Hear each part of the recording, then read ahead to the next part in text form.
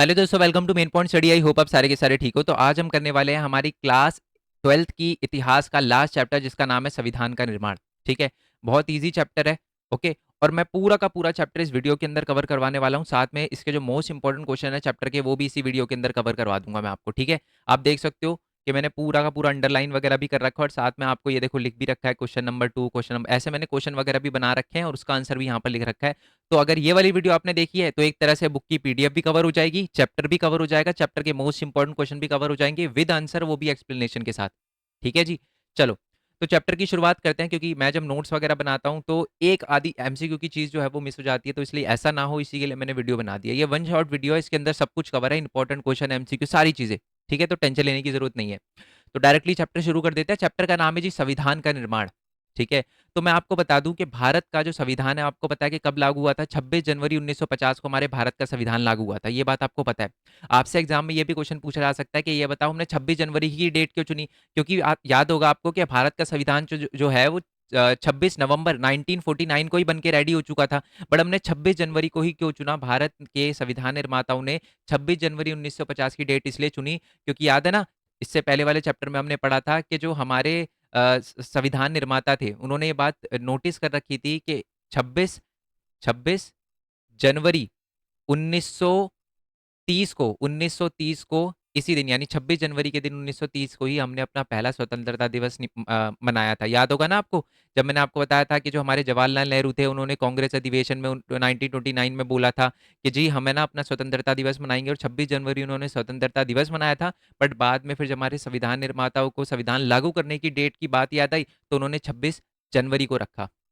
ठीक है जी, I hope ये बात क्लियर हो गई हो। तो अगर आपसे पूछे हमारा संविधान कब बन के रेडी हो गया, तो वो 26 नवंबर था। कब लागू हुआ, तो वो 26 जनवरी था। ठीक है, अब नीचे आ जाते हैं। जैसे कि आपको पता है कि भारत का संविधान जो है वो बनना कब शुरू हुआ था? हमारा दिसंबर 1946 में। अगर मैं आपको मोर प्रिसाइजली बताऊं, तो हमारे संविधान की सभा की जो पहली मीटिंग थी ना, वो 9 दिसंबर 1946 में हुई थी। ये बात जो है वो आपने क्लास 11th में भी पढ़ी थी। और लास्ट जो मीटिंग हुई थी वो आपको पता ही है कि कब हुई थी? 26 नवंबर 1949 को हुई थी। यानी आप देख सकते हो कि हमारा संविधान जो है ना, वो बेसिकली जब हम गुलाम थे ब्रिटिश के, तभी बनना शुरू हुआ था। और इसी को लेकर जो है हमारे जवाहरलाल नेहरू और बहुत सारे लीडर को क्रिटिसाइज भी करा जाता है। ये बोला जाता है कि यार हमारा भारत का संविधान तो अंग्रेजों ने बनाया है। ठीक है, बट जो जवाहरलाल नेहरू वो ये कहते हैं कि हाँ, अंग्रेजों ने समिति बनाई है, ठीक है, और हमें चुनने का उनको काम वगैरह दिया गया है, बट उनका हमारे संविधान में कोई इंटरफेरेंस नहीं है। संविधान हम बना रहे हैं, अपने लोगों के लिए बना रहे हैं, उनका कोई इंटरफेरेंस नहीं है। उन्होंने बस समिति बनाई है जिसका काम है संविधान वगैरह बनवाना।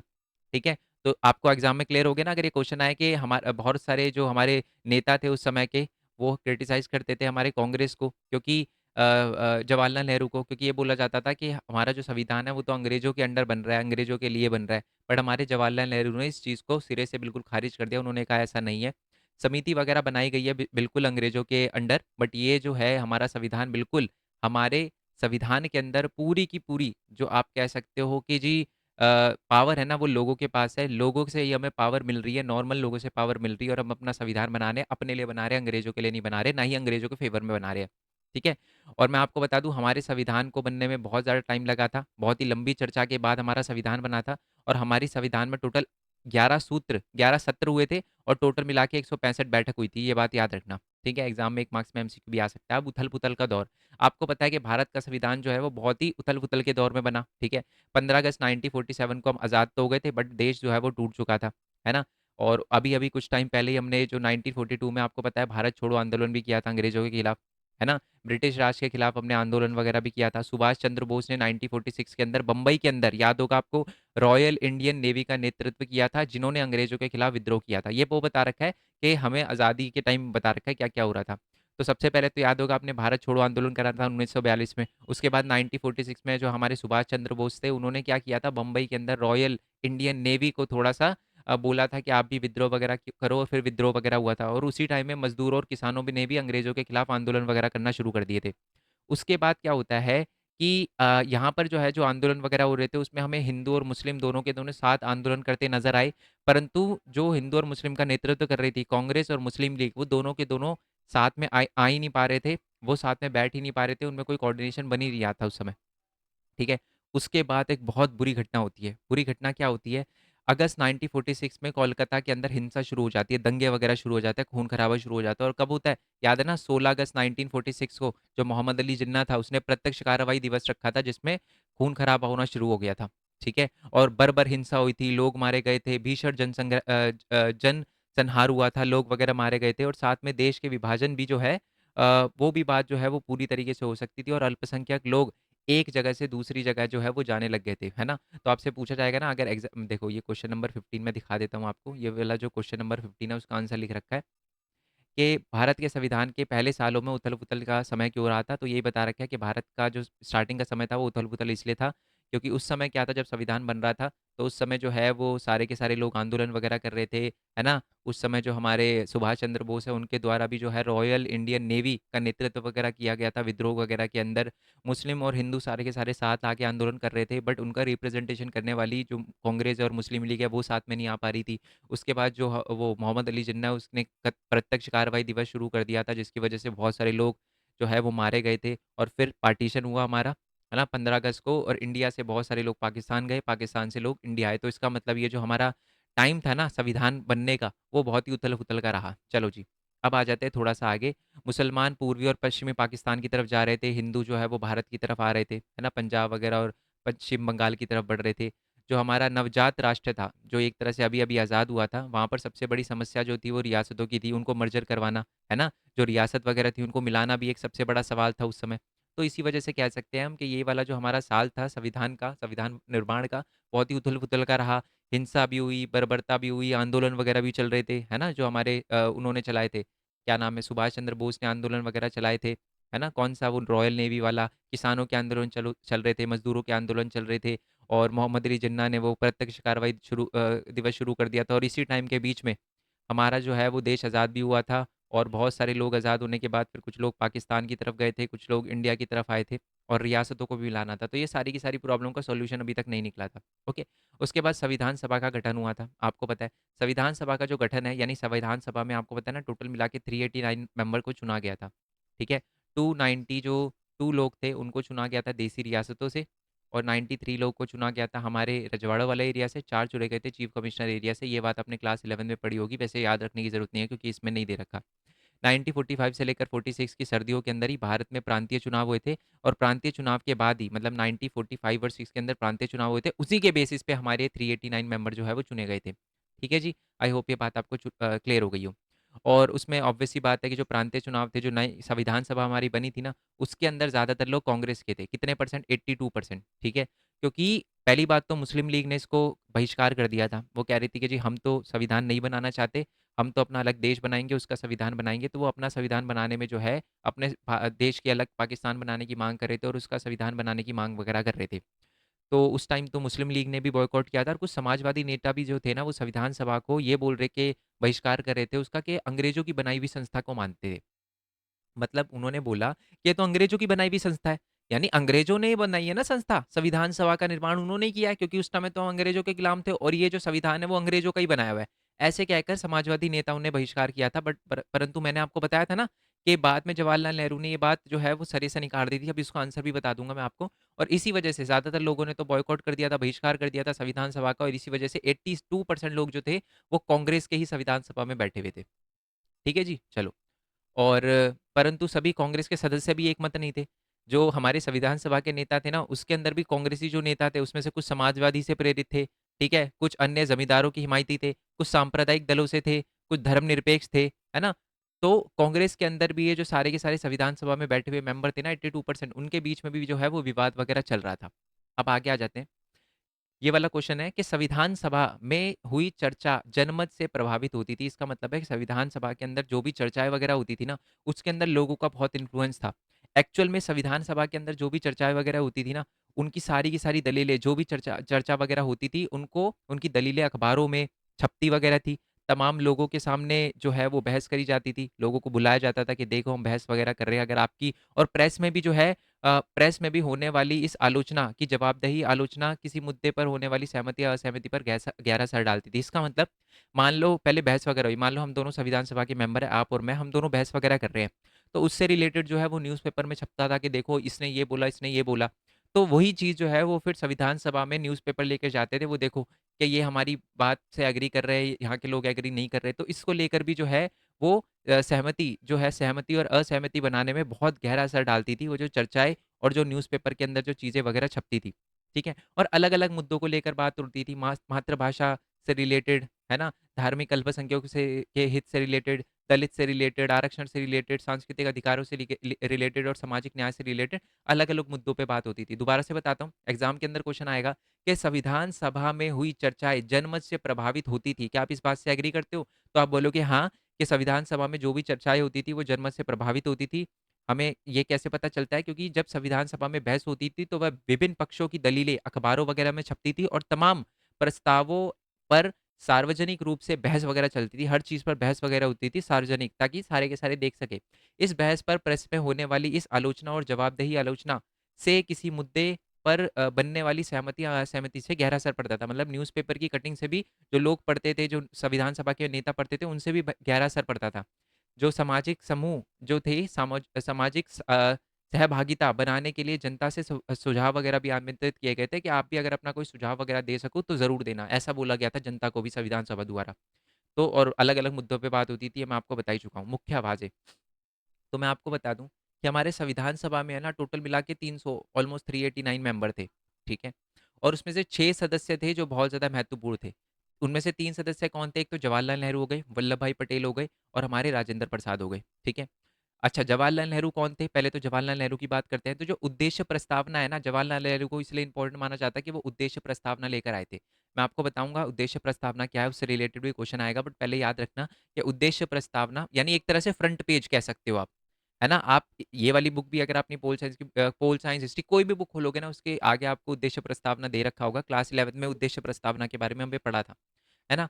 और तो उद्देश्य प्रस्तावना 13 दिसंबर 1946 को जवाहरलाल नेहरू ने प्रस्तुत वगैरह किया था। उसके अंदर उन्होंने बहुत सारी बातें वगैरह करी थी, जैसे कि भारत का राष्ट्रीय ध्वज जो होगा केसरिया, सफ़ेद और हरे रंग का होगा। तो ये उद्देश्य प्रस्तावना के अंदर ही उन्होंने ये वाली बात भी रखी थी और साथ में बोला बोला था कि बीच के अंदर एक चक्री होगी जिसको हम अशोक चक्र कहते हैं, वो नीले रंग का चक्र वगैरह होगा। तो ये तो हमारे जवाहरलाल नेहरू की इंपॉर्टेंस हो गई 3 में से 1 मेंबर की। दूसरा था हमारे वल्लभ भाई पटेल। वल्लभ भाई पटेल जो थे ना, उनकी सबसे इंपॉर्टेंट क्या काम था कि जो भी रिपोर्ट वगैरह होती है ना, उनका प्रारूप लिखने का खास उन्होंने बहुत मदद वगैरह करी थी और जो भी विवाद वाली चीज़ें होती थी, उन पर क्या सहमति बनाने में उनका बहुत बड़ा रोल था। तो ये था हमारे वल्लभ भाई पटेल का रोल।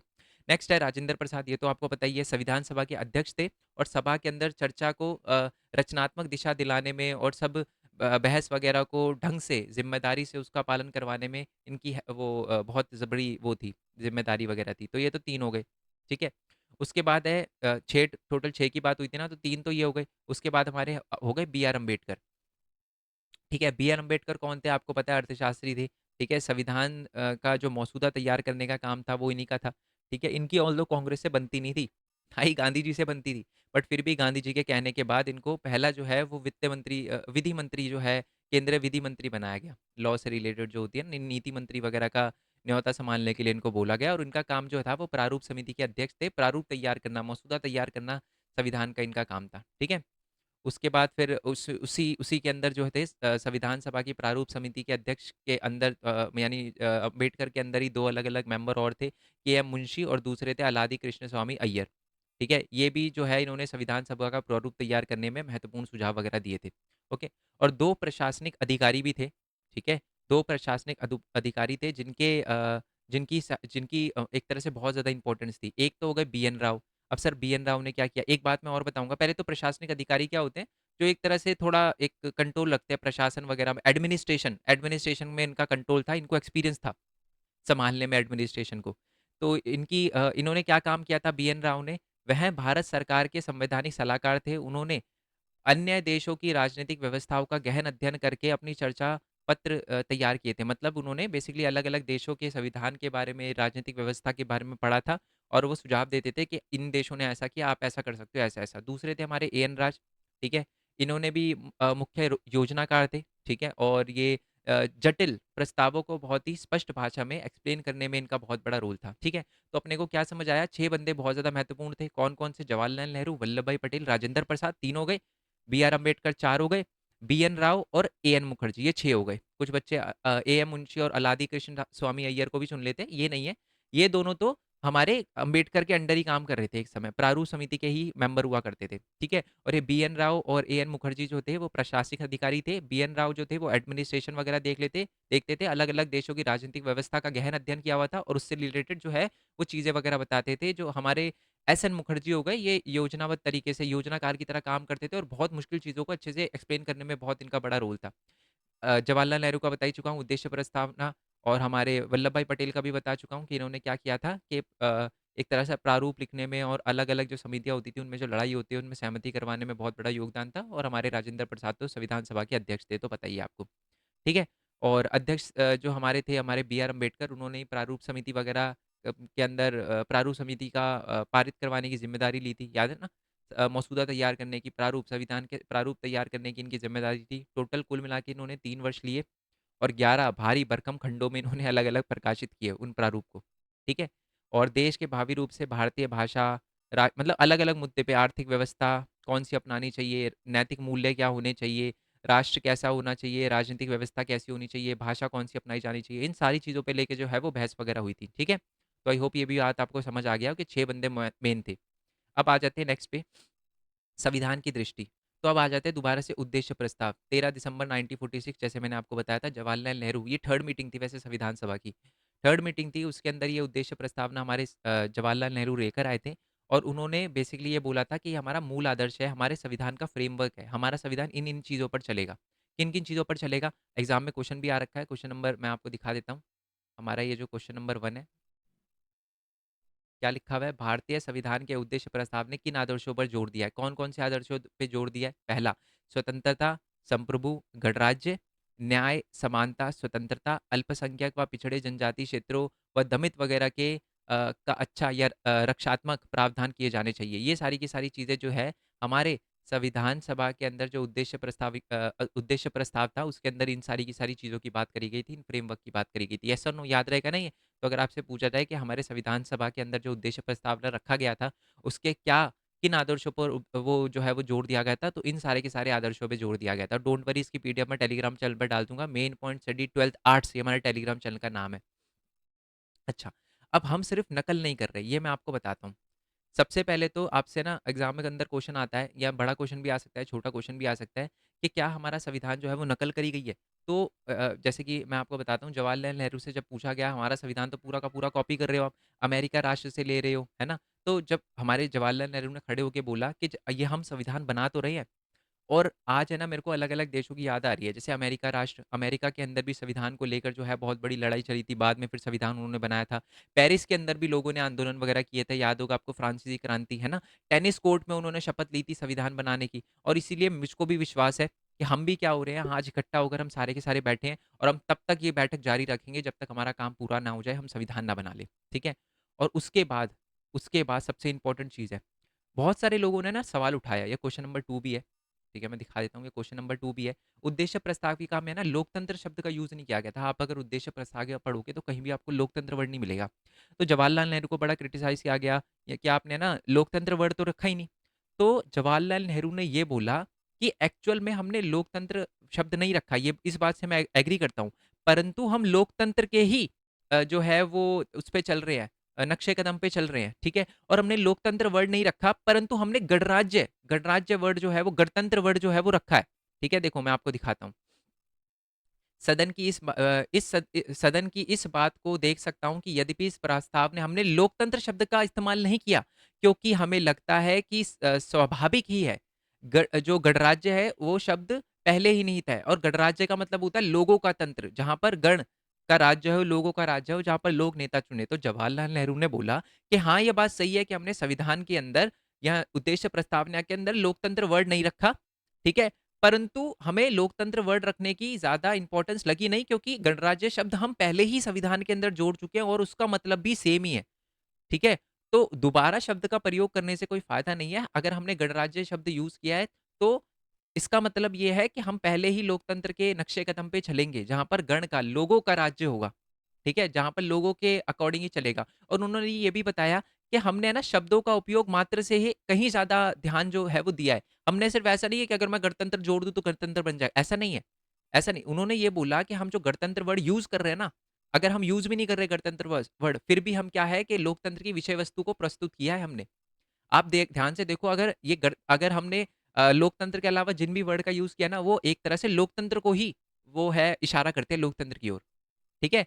तो इसीलिए बल्कि लोकतंत्र ही नहीं, आर्थिक लोकतंत्र और अंतवस्तु को प्रस्तुत किया है, यानी हमने हर टाइप के लोकतंत्र की बात करी है। बट वर्ड नहीं डाला लोकतंत्र, क्योंकि गणराज्य वर्ड हम पहले ही डाल चुके हैं और जितने भी वर्ड हमने यूज़ करे हैं, वो एक तरह से लोकतंत्र की तरफ ही इशारा करते हैं। ठीक है? एग्ज़ाम के अंदर ये क्वेश्चन आएगा, सिंपल पूछा जाता है कि ये बताओ कि जवाहरलाल नेहरू ने लोकतंत्र शब्द का उपयोग नहीं किया, इसके बारे में क्या बोला?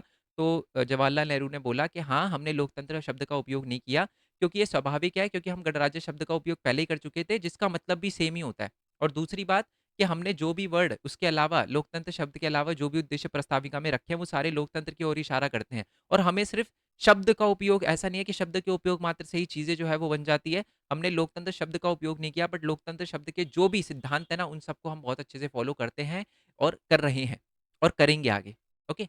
नेक्स्ट आते हैं कि ये भी बोला गया कि जवाहरलाल नेहरू से कि जी आप तो सारे के सारे अमेरिका से और पेरिस की बात कर रहे हो, फ्रांस की बात कर रहे हो, आप तो कॉपी कर रहे हो संविधान को, ठीक है? तो जो जवाहरलाल नेहरू है, उनसे जब पूछा कि आप तो सिर्फ़ नकल मात्र करते हो, तो जवाहरलाल नेहरू ने क्या कहा कि अतीत की ओर जाते हुए अमेरिका फ्रांसी क्रांति का हवाला देते हुए नेहरू भारत के संविधान निर्माण के इतिहास को मुक्ति व स्वतंत्रता के एक लंबे ऐतिहासिक संघर्ष का हिस्सा सिद्ध कर रहे थे। ये बात सही है, लेकिन नेहरू ने ये भी बोला, नेहरू के कहने का ये आशय नहीं था कि इन घटनाओं से आज के लिए ब्लूप्रिंट मान लिया जाए कि उन क्रांतियों के विचार के बिना सोचे-समझे भारत पर लागू कर दिया जाए। ये बात सही है कि जो जवाहरलाल नेहरू है, उन्होंने ये बोला कि हाँ, भारत का संविधान बिल्कुल जो है वो अलग-अलग देशों के संविधान से प्रेरित वगैरह तो है, बट ये एक ब्लूप्रिंट नहीं है। ऐसा नहीं है कि हम डायरेक्टली जो है वो उन चीज़ों को बिना सोच-विचार करे अपने देश के संविधान पे लागू कर दें, ऐसा हमने नहीं किया है। जवाहरलाल नेहरू ने कहा कि हमने सिर्फ नकल नहीं करना, हमें बेसिकली भारत के शासन की जो व्यवस्था स्थापित हो, वो हमारे लोगों के स्वभाव के अनुरूप हो। जैसे मैं समझाता हूँ, जैसे कि एक एग्जांपल देता हूँ, काले-गोरे का भेदभाव, ये अमेरिका में ज़्यादा है। अफ्रीका के लोग वहाँ पर जो है उनके साथ इतना डिस्क्रिमिनेशन होता है। हमारे यहाँ काले-गोरे का नहीं है। हमें बहुत ही एक तरह से मज़ाक में लेते हैं ये चीज़। वैसे ये भी नहीं लेना चाहिए। बट ऐसा कोई भेदभाव नहीं है, ऐसा नहीं है, आपने कभी नहीं देखा होगा कि जी ये काला है तो इसको इस जॉब से निकाल दो, ये काला है इसको यहाँ एंटर मत कर, ऐसा नहीं होता। क्योंकि भाई सारे ही मटमैले हैं यहाँ पर तो, है ना? ऐसा तो आप कितने भी गोरे हो जाओ, पासपोर्ट पे तो ब्लैक ही लिखा जाएगा। यस और नो? तो बेसिकली यहाँ पर तो इसी वजह से हमने वो लिया नहीं। तो बेसिकली हमारे जो जवाहरलाल नेहरू हैं, उनका सिंपल सा कहना था कि हाँ, भारत का जो संविधान है उसको उसके उसके में हमने है ना बहुत अलग-अलग देश की क्रांतियों का ध्यान रखा हुआ है। उनको उनके से सीखा है, परंतु हमारे लिए वो ब्लूप्रिंट नहीं है। ऐसा नहीं है कि हम वो बिना विचार करे उन्हें उन्हें हमने संविधान पे लागू किया है, हमने उस पे विचार-विमर्श किया है और जो हमारे देश के लोगों के स्वभाव के अनुरूप हो गए ना, उन्हीं कार्य को हमने स्वीकार वगैरह किया है और स्वीकार करना चाहिए। पश्चिम से वहाँ की उपलब्धियाँ वगैरह भी लेनी चाहिए, बट हमें उनकी विफलताओं से भी सबक लेना चाहिए। ऐसा नहीं है कि संविधान बना लिया उन्होंने, सारी चीज़ संविधान में अच्छी रखी है, कुछ गलतियाँ भी करी है और वो हम नहीं करेंगे। यस और नो? आई होप ये बात आपको क्लियर हो गई हो। तो अगर आपसे पूछा जाए कि जो हमारे जवाहरलाल नेहरू हैं, वो नकल के सवाल पे क्या उत्तर देते हैं, तो आपको ये याद रखना है, ठीक है? इस वीडियो को 2 बार ज़रूर देखना, क्योंकि थोड़ा-सा फिलॉसफिकल चैप्टर है, ओके? नेक्स्ट आ जाते हैं अब लोगों की इच्छा। तो हमारे एक सोमनाथ लहिरी थे, इनको लहिरी कहा जाता है, लाहिड़ी कहा जाता है, कम्युनिस्ट सदस्य थे, ठीक है? उन्होंने बोला था कि उन्होंने सदस्य तथा आम भारतीयों से आग्रह किया था कि वो समाजवादी शासन के प्रभाव से खुद को पूरी तरह आज़ाद कर ले। अच्छा, ये उन्होंने पता है क्यों बोला था? क्योंकि उस समय चर्चाएँ वगैरह चल रही थी कि जो जवाहरलाल नेहरू है, वो तो ब्रिटिश की देख-रेख में ही सारा का सारा काम कर रहे हैं, ये सारी की सारी चीज़ें कर रहे हैं। तो एक तरह से तंज कसते हुए हमारे लहिरी जो थे, वो कम्युनिस्ट सदस्य थे, उन्होंने कहा था कि ये थे संविधान सभा के ही सदस्य, बट इन्होंने बोला था कि हमको है ना बिल्कुल ये अंग्रेज़ों से एकदम छुटकारा पा लेना चाहिए। हम ये समझते हैं कि जो अंग्रेज़ है, वो समाजवादी शासन है, उन्होंने ये बोला, एक तरह से वो जवाहरलाल नेहरू का साथ दे रहे थे कि हाँ, ये जो संविधान सभा है, उसको आप कह सकते हो ये अंग्रेजों द्वारा बनाई गई है, बट इसमें अंग्रेज नहीं है कोई भी, हम बना रहे हैं अपने देश के लिए। तो ये मत सोचो कि अंग्रेजों ने ये समिति वगैरह का गठन किया है तो वही संविधान बना रहे हैं, ऐसा नहीं है, संविधान हम बना रहे हैं, अपने लोगों के लिए बना रहे हैं। तो ये बात अब अपने दिमाग से बिल्कुल निकाल दो, ये कहना था हमारे सोमनाथ लाहिरी का, ठीक है? चलो जी, आई होप ये बात आपको क्लियर हो गई। अब थोड़ा-सा और नीचे आ जाते हैं, कि ये देखो यही बात लिखी हुई है कि जवाहरलाल नेहरू ने स्वीकार किया कि ज़्यादातर राष्ट्रवादी नेता भिन्न-भिन्न प्रकार की संविधान सभा चाहते हैं। कुछ नेता ये भी चाहते थे कि जी जो है ये उस ब्रिटिश सरकार ने उसका गठन किया, ये तो ब्रिटिश के हाथों में, देखो ये लिखा भी है। एक लिहाज से यह भी सही है कि ब्रिटिश सरकार का उसके गठन में काफ़ी हाथ है। मतलब जवाहरलाल नेहरू ने बोला ये सही बात है कि संविधान सभा के गठन में अंग्रेजों का हाथ है, ब्रिटिश सरकार का हाथ है। ठीक है?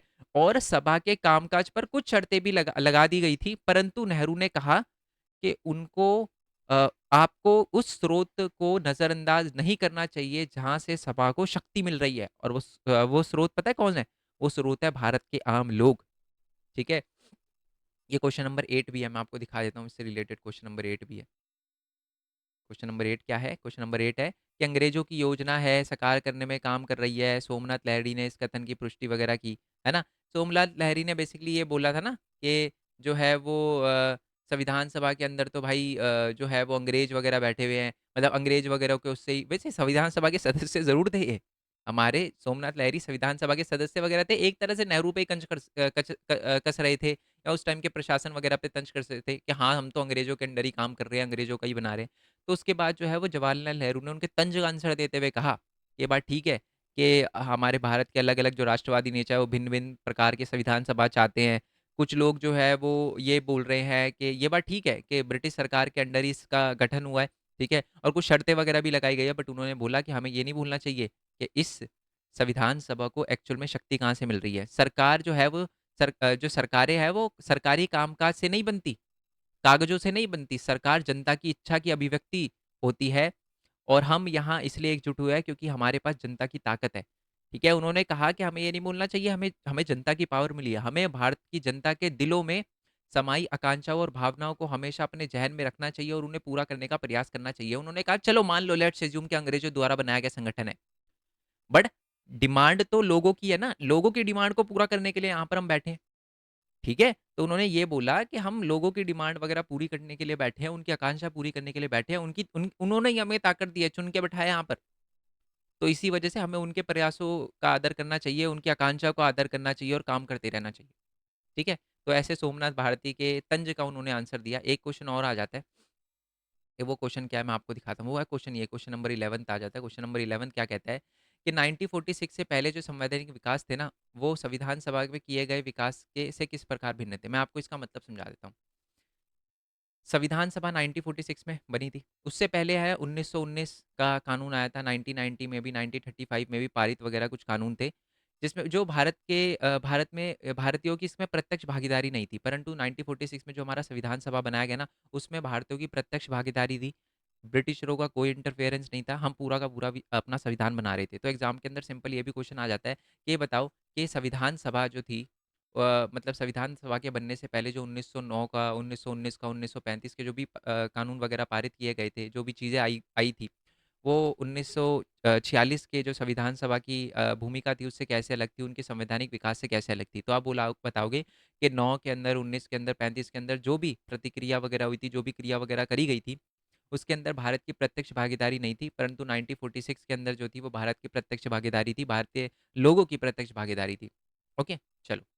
अब आ जाते हैं थोड़ा-सा अधिकारों को लेकर। अब अधिकारों की डिमांड के बारे में बात करते हैं, और ये है जी सबसे पहली और सबसे इम्पोर्टेंट क्वेश्चन। ये क्वेश्चन नंबर 2 भी है और क्वेश्चन नंबर 4 भी है। अब आप देख लेना, सपोर्टिंग मटेरियल से आपको मिल जाएगा कि वो क्वेश्चन नंबर 2 क्या है। मैं फिर भी एक बार आपको दिखा देता हूँ क्वेश्चन, ठीक है? उसके बाद मैं है क्वेश्चन वगैरह नहीं दिखाऊँगा। उद्देश्य प्रस्ताविका को लेकर जो है ना, ये नहीं, नहीं, क्वेश्चन नंबर 2 नहीं है ये।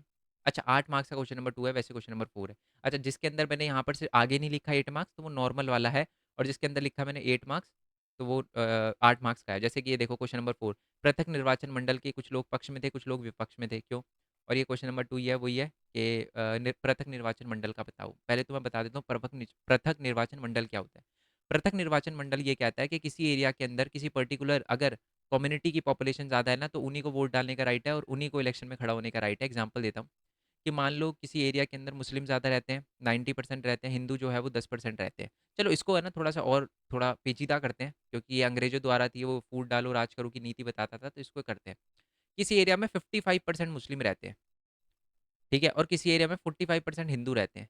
तो पृथक निर्वाचन मंडल कहता था कि इलेक्शन के अंदर जो है वो मुस्लिम ही खड़ा होगा, क्योंकि उनकी पॉपुलेशन ज़्यादा है, और मुस्लिम ही वोट डालेगा। अब देखो, अब ध्यान से सुनो, कोई खड़ा होगा इलेक्शन में, चलो ये तो समझ आता है कि मुस्लिम की पॉपुलेशन ज़्यादा है, तो चलो किसी इलाके से मुस्लिम खड़ा हो रहा है लीडर, ठीक है?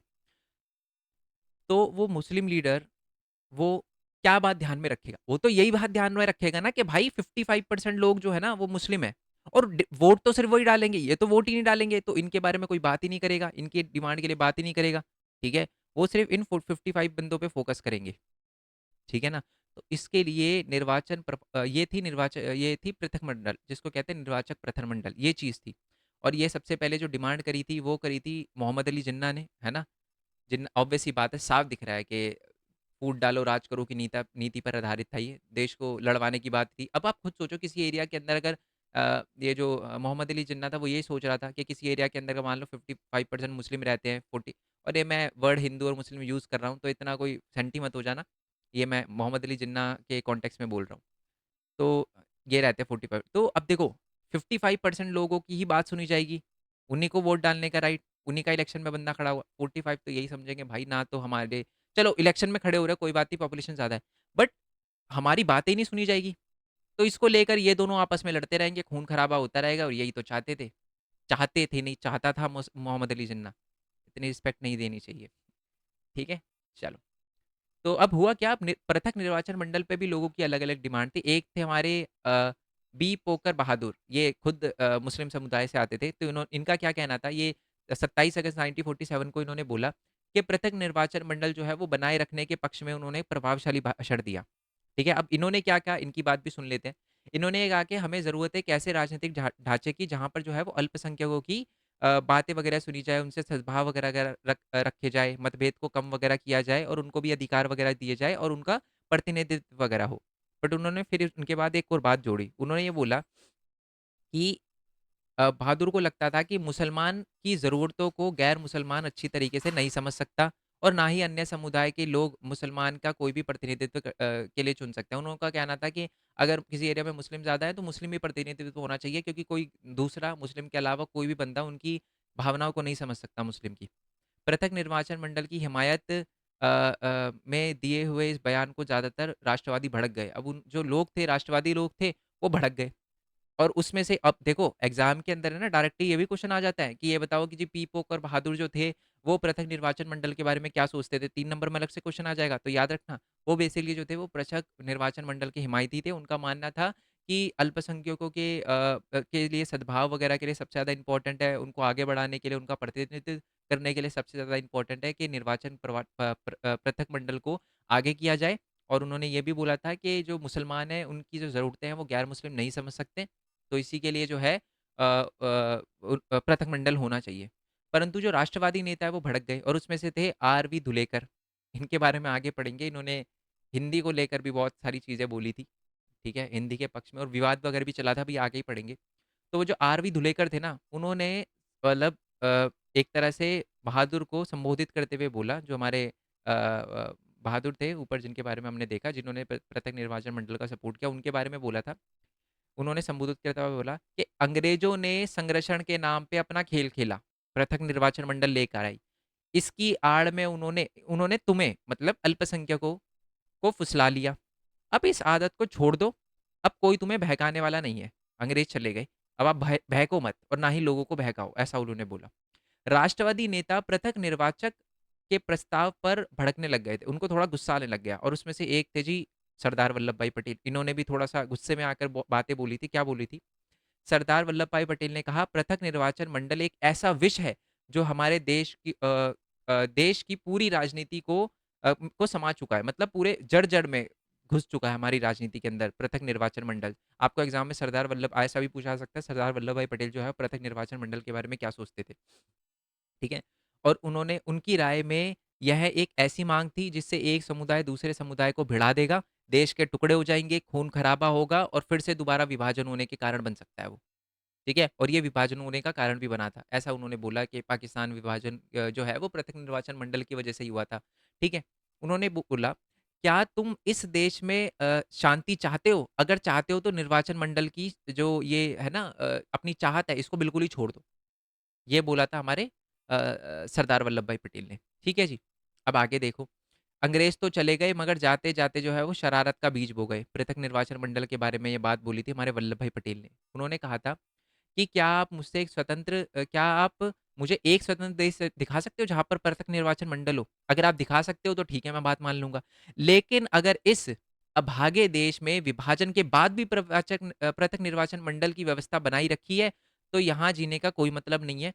इसलिए मैं चाहता हूँ कि यह सिर्फ़ मेरे भले की बात नहीं है, बल्कि आपका भी भला है इसमें, कि अतीत को भूल जाए, पृथक निर्वाचन मंडल को भूल जाए और एक साथ होकर एकजुट हो जाए। ठीक है? चलो उन्होंने ये बात बोली थी, आपको समझ आ गया? पृथक निर्वाचन मंडल को लेकर बहुत लड़ाई चल रही थी। पहले हमारे पीके बहादुर जो थे, बी पोकर बहादुर थे, उन्होंने बोला था नहीं पृथक निर्वाचन मंडल होना चाहिए। फिर बी आर धुलेकर ने बोला जी, आर वी धुलेकर ने बोला जी बिल्कुल नहीं होना चाहिए। देश टूटेगा, अल्पसंख्यक लड़ेंगे, खून खराबा होगा। सरदार वल्लभ भाई पटेल ने भी यही बोला। आगे क्या होता है कि एक हमारे गोविंद वल्लभ पंत थे, उन्होंने क्या बोला कि उन्होंने ऐलान किया कि प्रस्ताव, अच्छा इन्होंने बहुत बढ़िया तरीके से, क्योंकि देखो अ, इन्होंने बहुत शांति से समझाई। उन्होंने बोला, बहादुर को संबोधित करते हुए बोला, ये भी अल्पसंख्यकों के लिए उन्होंने ये बोला कि ये जो आप मांग कर रही हो ना पृथक निर्वाचन मंडल की, ये सिर्फ जो है ना, ये ऐसा नहीं है कि जी हमारे लिए बुरा है या बहुसंख्यक के लिए बुरा है, ये अल्पसंख्यकों के लिए भी बुरा है। ये जितना नुकसान किसी हिंदू को पहुँचाएगा, उतना ही नुकसान किसी मुस्लिम को पहुँचाएगा। क्योंकि अगर इसकी वजह से दंगे होते हैं, तो मरेंगे दोनों। ये उन्होंने ये बताने की कोशिश करी। उन्हें इस तर्क पर भी कोई आपत्ति नहीं थी कि मुक्त देश में प्रत्येक नागरिक को साथ ऐसा आचरण किया जाना चाहिए, जिससे ना केवल एक भौतिक आवश्यकताओं की पूर्ति हो, बल्कि उसमें स्वाभिमान का आध्यात्मिक भाव भी पैदा हो। मतलब उन्होंने बोला कि ठीक है, ये बात मैं मानता हूँ कि सबको जो है वो भौतिक आवश्यकताओं भी पूरी होनी चाहिए, किसी के साथ भेदभाव नहीं होना चाहिए, है ना? आध्यात्मिक भाव भी पैदा होना चाहिए, ये सब सही है। परंतु मैं एक निर्वाचन जो पृथक निर्वाचन मंडल है उसका पुरजोर विरोध करता हूँ, क्योंकि ये जो है वो आत्मघाती मांग है।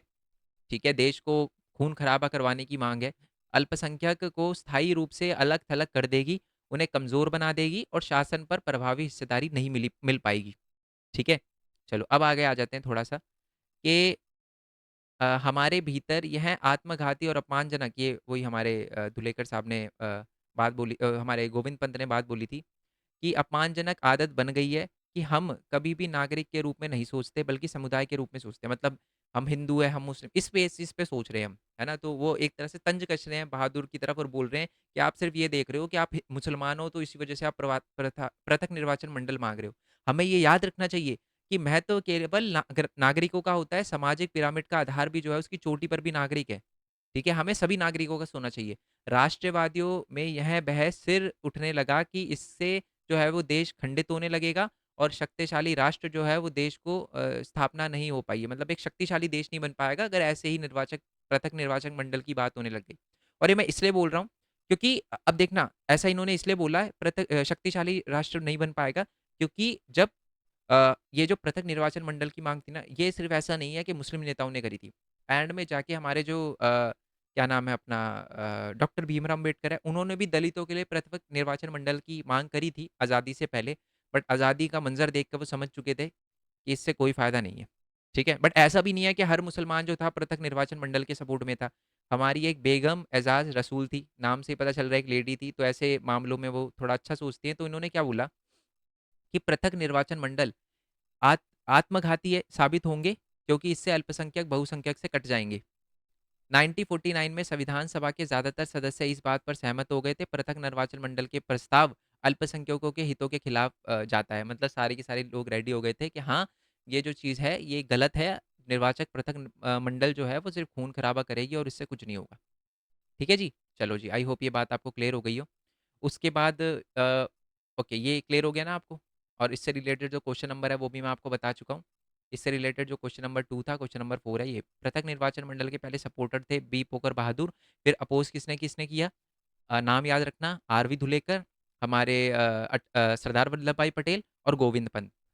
ठीक है जी? उसके बाद जो है वो और साथ ही में हमारी जो बेगम एजाज रसूल है, उन्होंने भी पृथक निर्वाचन मंडल को अपोज़ किया था कि जी नहीं होना चाहिए पृथक निर्वाचन मंडल। अब आ जाते हैं जी एन जी रंगा। ठीक है? ये एक किसान आंदोलन के और समाजवादी नेता थे। इन्होंने बोला कि अल्पसंख्यक है ना, इन्होंने अल्पसंख्यक वर्ड की डेफिनेशन दी। उन्होंने ये बोला कि अल्पसंख्यक का मतलब ये नहीं होता कि जिनकी पॉपुलेशन कम होती है। अल्पसंख्यक का मतलब असली अल्पसंख्यक है ना, देश में दबे कुचले लोग हैं, गरीब लोग हैं, ठीक है? उन्होंने इस बात का स्वागत किया कि हाँ, सबको कानूनी अधिकार वगैरह होना चाहिए, बट उन्होंने ये भी बोला, उन्होंने कहा कि जब स्वाधीनता सम्मत अधिकार को लागू करने का प्रभावी इंतजाम नहीं किया जाएगा, तब तक गरीबों को इस बात का कोई मतलब नहीं है कि उनके पास जीने का अधिकार है, पूर्ण रोजगार का अधिकार आ गया, या सभा कर सकते हैं, सम्मेलन कर सकते हैं, संगठन बना सकते हैं। इनसे उनको क्या फ़ायदा जब तक उनके पास इक्वल राइट को यूज़ करने की पावर ना हो, ठीक है? उन्होंने बोला कि मान लो किसी को आपने अधिकार दे दिया, बट उसको अब जैसे कि मान लो किसी को अधिकार दे दिया कि जी आप होटल में जा सकते हो, बट उस बंदे के पास होटल में आपके लिए भी ये होटल जो है, मान लो किसी एरिया के अंदर जहाँ पर ज़्यादा जो है रिच लोग नहीं रहते, वहाँ पर जाके बोलते हैं कि अब आपको भी होटल में जाने की जो है वो परमिशन है। बट उस परमिशन का करेगा क्या जब भाई वो होटल में जाने के लिए उसके पास पैसे नहीं है, मेरी बात समझ रहे हो? तो यही कहना था हमारे एनजी रंगा का कि जी अल्पसंख्यक वो नहीं होते जिनकी पॉपुलेशन डिग्री कम होती है, अल्पसंख्यक वो होते हैं जो दबे कुचले लोग हैं। उनको आपने अधिकार तो दे दिए, बट उन अधिकारों का वो फ़ायदा ही नहीं उठा पाएँगे तो क्या फ़ायदा? ठीक है? रंगा ने कहा कि उन्हें सहारे की ज़रूरत है, उन्हें सीढ़ी चाहिए। ये अल्पसंख्यक की बात हो रही है, और असली अल्पसंख्यक तो इस देश की जनता है और जो दबी कुचली है। ये कहना था हमारे उनका क्या नाम है हमारे एनजी रंगा का, ठीक है? एनजी रंगा का ये कहना था। इसमें पता है एक दिक्कत ये है, मैं आपसे एक छोटी-सी एडवाइस दूँगा आपको। आप एक पेज उठाना, ठीक है? लिख लेना पृथक निर्वाचन मंडल के सपोर्टर कौन-कौन से मेंबर थे, पृथक निर्वाचन मंडल के अपोज़ में कौन-कौन से मेंबर थे, है ना? अल्पसंख्यकों की जो है वो डेफ़िनेशन जो है, दबे कुचले लोग की डेफ़िनेशन किसने दी थी? एनजी रंगा ने। ऐसे लिख लेना, क्योंकि एग्ज़ाम के अंदर ना अलग से पैराग्राफ भी आ जाता है कि जी ये लाइन किसने बोली, ये लाइन किसने बोली। एमसीक्यू में भी आ सकता है, और जो पैराग्राफ वाले क्वेश्चन है ना उसके अंदर भी आ सकता है, तो आपके लिए बड़ा आसान होगा गेस करना। ठीक है? चलो वैसे तो मैं बता ही रहा हूँ पूरा का पूरा, बट फिर भी आपको अगर मान लो गेस भी करना पड़े, तो आपके पास इक्का-दुक्का नाम ही होंगे। अगर आपसे अब पूछा जाए कि आपको पैराग्राफ आ जाए कि ये बताओ कि अल्पसंख्यक जो होते हैं, वो लोग होते हैं, जो कि दबे-कुचले लोग होते हैं। ये लाइन किसने कही थी? आराम से बता दोगे आप कि सर ये तो एनजी रंगा ने कही थी। है ना? क्योंकि आप एक पेज पे लिख लेना इसको तो ज़्यादा बढ़िया रहेगा। ओके? इतने दबी कुचलता वगैरह मैं बता चुका हूँ कि, और साथ में व्यापारी, और उन्होंने ये भी बोला, जिसका उन्होंने एग्ज़ाम्पल देते हुए वो बोला जैसे हमारे आदिवासी लोग हैं, व्यापारी जो है ना, उनक व्यापारी जो है उन्होंने सबसे ज़्यादा फ़ायदा उठाया है किनका? हमारे आदिवासी लोगों का, उनकी ज़मीन छीनी है। गाँव में जाओगे तो सूदखोर वहाँ पर गरीब लोगों को मार रहे हैं, मतलब उनको फ़ायदा उठा रहे हैं। देहाती लोगों का शोषण वगैरह हो रहा है, उनको शिक्षा वगैरह नहीं मिल रही। तो एक तरह से गरीबों की तो हालत ख़राब ही है। उनको आप अधिकार दे भी दो तब भी उनका वो ढंग से यूज़ नहीं कर पाएँगे। और फिर रंगा ने क्या कहा? रंगा ने आम जनता और संविधान सभा और उनके प्रतिनिधित्व का दावा करने वाले के बीच में मौजूद विशाल खाई की ओर जो है वो ध्यान आकर्षित किया। और उन्होंने क्या कहा कि हम किसका प्रतिनिधित्व कर रहे हैं? अपने देश की आम जनता का, और इसके बावजूद हम में से ज़्यादातर लोग जो है उस जनता का हिस्सा ही नहीं है। मतलब उन्होंने तंज कसते हुए बोला, क्या देखो तंज कसते हुए क्या बोला? उन्होंने बोला कि हम ज़्यादातर किसके लिए काम हम संविधान बना रहे हैं किसके लिए? लोगों के लिए। लोग तो उस टाइम ज़्यादातर गरीब हैं। उस ऑब्वियस सी बात है, किसी भी कंट्री में गरीबों की पॉपुलेशन ज़्यादा हो रही है, और गरीब से तो हमारे बहुत कम लोग हैं। उन्होंने ये तंज कसते हुए बोला हम तो सारे अमीर बैठे हैं यहाँ पर संविधान सभा में, गरीबों का तो कोई नेतृत्व ही नहीं कर रहा। ये बोला था एनजी रंगा ने, ठीक है? और साथ में आदिवासी नेता थे, वो एनजी रंगा की जो बात थी उनसे एग्री करते हुए जयपाल सिंह जो हैं, वो बोलते हैं कि हाँ, आदिवासी नेता थे, और ये भी बोलते हैं कि मैं रंगा जी की बात से एग्री करता हूँ, ठीक है? एंड मैं आदिवासी समुदाय से आता हूँ, ये उन्होंने बोला कि मैं आदिवासी समुदाय से आता हूँ। तो लोग जो हैं वो शायद मेरे से एक्सपेक्ट करेंगे कि मैं इस जो ये चीज़ें हैं इनको शायद ना समझ पाऊँ, क्योंकि आदिवासी लोगों को थोड़ा-सा कमज़ोर माना जाता है कि उनको चीज़ें जो है वो समझ नहीं आती जल्दी, ऐसा वो लोग समझते हैं। जयपाल सिंह ने ऐसे करके बोला कि लोग ऐसे समझते हैं कि हमें चीज़ें समझ नहीं आती, ठीक है? परंतु मेरे को लेकिन मेरा सहज विवेक कहता है कि हमें हर एक व्यक्ति की मुक्ति के मार्ग पर चलना चाहिए और मिलकर लड़ना चाहिए। उन्होंने ये बोला कि मेरे लोग पिछले 6000 साल से अपमानित किए जा रहे हैं, उनका मज़ाक उड़ाया जा रहा है, उनका इतिहास जो है उनको शोषित किया जा रहा है, इतिहास जो है भारत के गैर मूल निवासियों ने लिखा है। ठीक है? और विद्रोह वगैरह में हमने भी पार्ट लिया है, बट फिर भी हमें कुछ ज़्यादा वो नहीं दिए गए, ज़्यादा इम्पोर्टेंस नहीं दी गई। उन्होंने कहा कि आदिवासी कबीले की संख्या की दृष्टि से अल्पसंख्यक नहीं है, हमारी पॉपुलेशन कम नहीं है, बट फिर भी हमें समाज से बेदखल किया गया है। जंगलों में चरवाहे वगैरह से वंचित किया गया है। अंग्रेज़ों ने किया था ना, जंगल में नहीं जा सकते अब। हमें नए घर की तलाश में जो है इधर-उधर भटकना पड़ रहा है, क्योंकि अंग्रेज़ों ने फिर अलग-अलग उन्हें जंगल से निकाल दिया, ये सारी की सारी चीज़ें हुई। तो इसलिए उन्होंने बोला कि आदिम और पिछड़े जो मानते हुए शेष जो है वो हिकारत की नज़र से देखा जाता है, मतलब हमें बोला जाता है कि तो अलग लोग हैं। हमारा कहना है कि आपको हमारे साथ घुलना-मिलना चाहिए। हम आपके साथ मेल-जोल चाहते हैं। जयपाल सिंह ने पृथक मंडल के हक में नहीं थे। उन्होंने कहा कि नहीं, मैं मानता हूँ कि भारत के लोग जब तक साथ में नहीं आएँगे ना, तब तक प्रॉब्लम का सॉल्यूशन नहीं निकलेगा। हम अगर मान लो पृथक निर्वाचन मंडल माँगते हैं, तो ये हमारे लिए खराब है, क्योंकि फिर और हमारे साथ भेदभाव बढ़ने की डिमांड और भेदभाव बनने की चांसेस जो हैं बढ़ेंगे। हम चाहते हैं कि हम सारे के सारे लोग चाहे वो आदिम लोग हैं, चाहे पिछड़े लोग हमको जो समझते हैं, है ना? उन लोगों के साथ जब आएँगे तभी प्रॉब्लम सॉल्व हो सकती है। तो उन्होंने बोला कि नहीं, मैं नहीं चाहता कि हमारे लिए पृथक निर्वाचन मंडल हो। उन्होंने कहा कि मैं जवाहरलाल नेहरू की बात से एग्री करता हूँ और मेरे को उनकी बातों पर पूरा विश्वास है, और मेरे को बट मेरी इतनी सी डिमांड है कि हमारे जो आदिवासी लोग हैं उनको आरक्षण वगैरह दिया जाए ताकि वो आगे बढ़ सके, बट हम पृथक निर्वाचन मंडल नहीं चाहते अपने लोगों के लिए। तो हमें समझ आ गया कि बेसिकली ये जो पृथक निर्वाचन मंडल था, इसकी लड़ाई धर्म के आधार से शुरू हुई थी सबसे पहले, पर उसके बाद ये फिर गरीबों के लिए जो है वो उसी मतलब फिर डेफिनेशन जो है वो रंगा द्वारा जो है वो हमारे एनजी रंगा द्वारा बताई गई कि जो दबे कुचले लोग हैं वो है असली अल्पसंख्यक। फिर जयराम जो हमारे जयपाल सिंह थे, उन्होंने भी इस बात को एग्री करते हुए फिर अपना पक्ष दिया, बट उन्होंने बोला कि हमें निर्वाचक मंडल नहीं चाहिए अलग, पृथक निर्वाचन मंडल नहीं चाहिए। अब आते हैं जी हमारे दलित नेता, या जिनका नाम है डॉक्टर भीमराव अम्बेडकर। मैं आपको बता दूं कि शायद मोहम्मद अली जिन्ना तो बहुत छोटा था इनके सामने। मैं आपको बता दूं, मैंने इसे छोटा इसका मतलब अ, छोटे से कहने का, पहली बात तो यार मैं उसको एक सही पर्सन नहीं मानता, ठीक है? क्योंकि जिस कम्युनिटी के लिए उसने एक अलग देश बनाया ना, वो उस कम्युनिटी से बिलोंग ही नहीं करता था। आप कभी उसकी पर्सनल लाइफ के बारे में पढ़ोगे ना, तो आपको पता चलेगा वो एक मुस्लिम था ही नहीं, है ना? उसमें बहुत सारी ऐसी चीज़ें थी जो एक मुस्लिम जो फ़ॉलो करता है ना, वो चीज़ें नहीं थी, ठीक है? और वो कोई हिमायती नहीं था, उसको सिर्फ़ पावर चाहिए थी। वो कोई हिमायती नहीं था, क्योंकि यार देखो, हर बंदे को पता था, एक छोटा-सा बच्चा आपको बता सकता है कि अगर देश टूटता तो वॉयलेंस होता, तो लाखों लोग मरे, लाखें लोग इधर से उधर गए। आज भी आप देख लो कि क्या होता है पाकिस्तान में और क्या होती है प्रॉब्लम। ऐसा नहीं है कि पृथक वो अलग देश बना के खुश हैं। 20 साल तक उनका देश नहीं चला, अलग देश बनाना पड़ा उनको बांग्लादेश, अभी भी वो टूट रहे हैं और प्रॉब्लम इतनी सारी है। ठीक है? देखो, मैं ये नहीं बोल रहा कि पाकिस्तान के अंदर प्रॉब्लम होनी चाहिए, भाई सारे लोग खुश रहे, हम क्यों चाहते हैं किसी का बुरा? हम बिल्कुल नहीं चाहते किसी का बुरा, सारे लोग बढ़िया रहे, खुश रहे, जो बेसिक नीड है एटलीस्ट उनकी रोटी, कपड़ा, मकान, वो तो सबकी पूरी हो। बट इसका ज़िम्मेदार वही है, मोहम्मद अली जिन्ना। और उसको सिर्फ़ पावर चाहिए थी, मैं आपको बताता हूँ कैसे। क्योंकि बी आर अम्बेडकर ने जब देखा ना, बी आर अम्बेडकर भी पहले पूरा पृथक निर्वाचन मंडल के सपोर्ट में थे, कहते जी दलितों के लिए पृथक निर्वाचन मंडल चाहिए हमको। बट जब उन्होंने मंज़र देखा ना अपनी आँखों से, कि जी ये होता है पृथक निर्वाचन मंडल का एंड रिज़ल्ट, तो उन्होंने अपनी डिमांड वापस ले ली। अपनी माँग जो है, वो वापस ले ली, मैं दिखाता हूँ।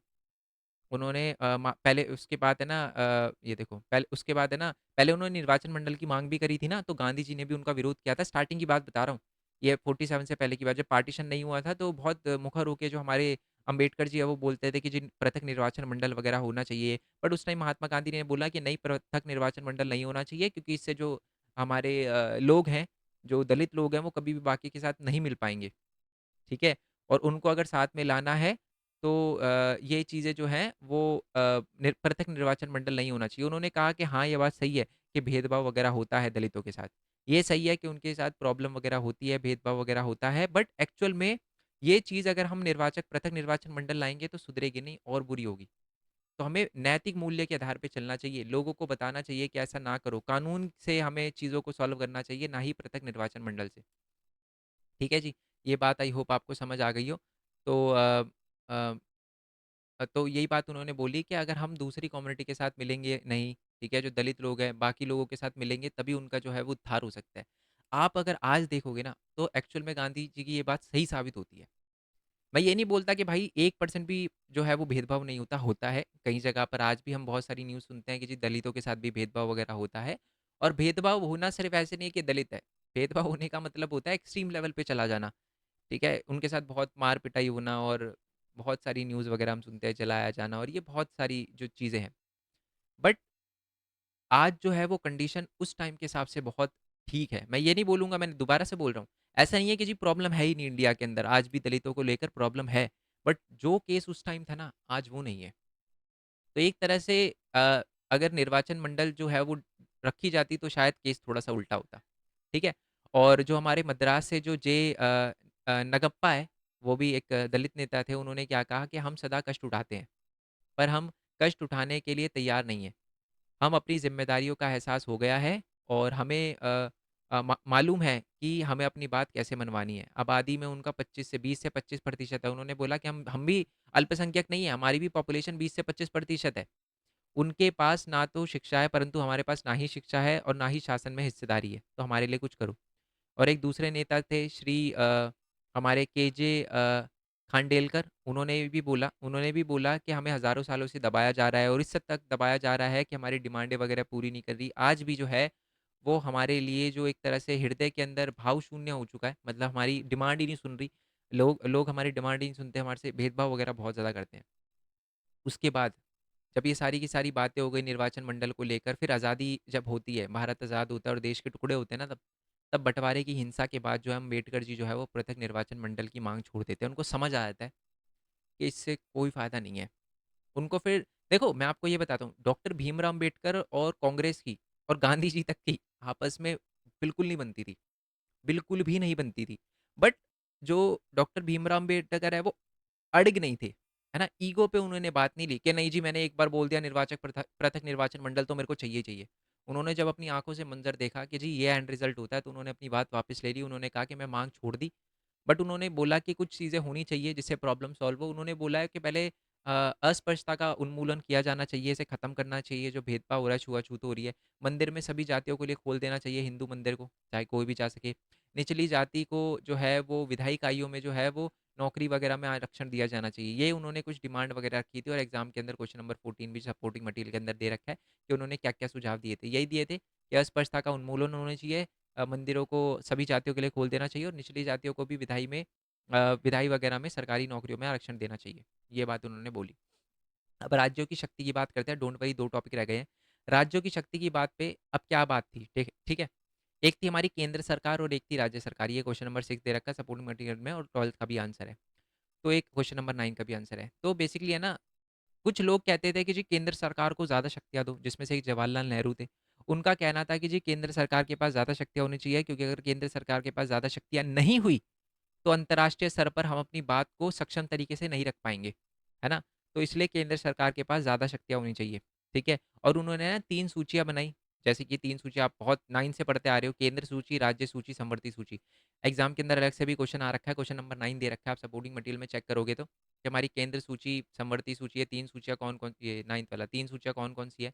तो केंद्र सूची वो होती है जिस पर सिर्फ़ केंद्र सरकार कानून बना सकती है, राज्य सूची वो होती है जिस पे सिर्फ़ राज्य सरकार कानून बना सकती है, समवर्ती सूची वो होती है जिस पे केंद्र सरकार और राज्य सरकार दोनों कानून बना सकती है।